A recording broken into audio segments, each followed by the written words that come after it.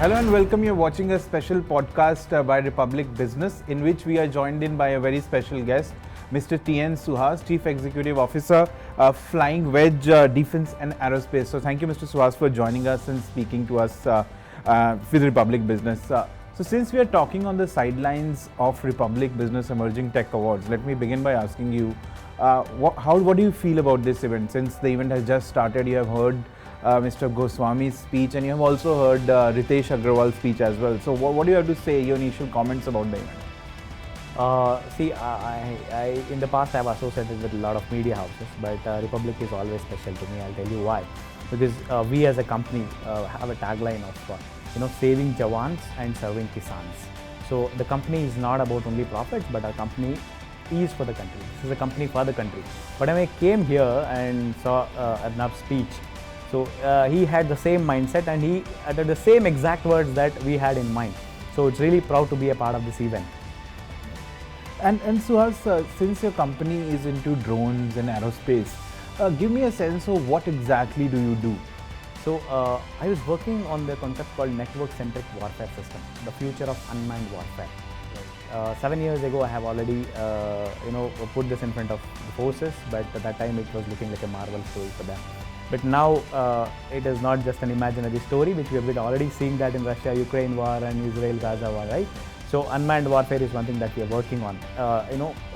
Using AI, every element of the warfare will be driven. One of the verticals will be drones. Right. Along with that, we are entering into the unmanned aircrafts, which are huge in size, which are basically the MALE aircrafts and the HALE aircrafts. One of such we already launched, which is FWD-200D bomber. Right.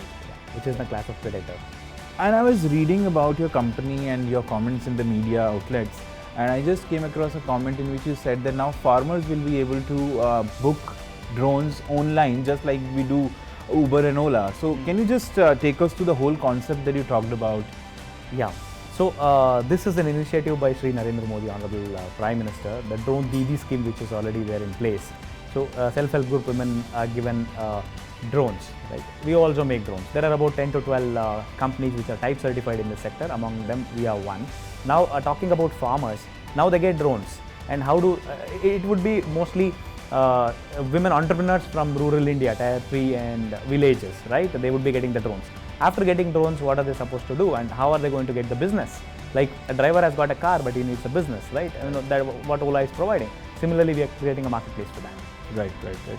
And also we are seeing that drone is going to be an integral part, whether it's a food delivery or whether you're saying about the farmers spraying chemicals in the fields. So how do you see the transformation as far as drone is concerned going forward in various sectors? And what is the involvement of drone going forward in the various sectors and the potential that there is in each sector?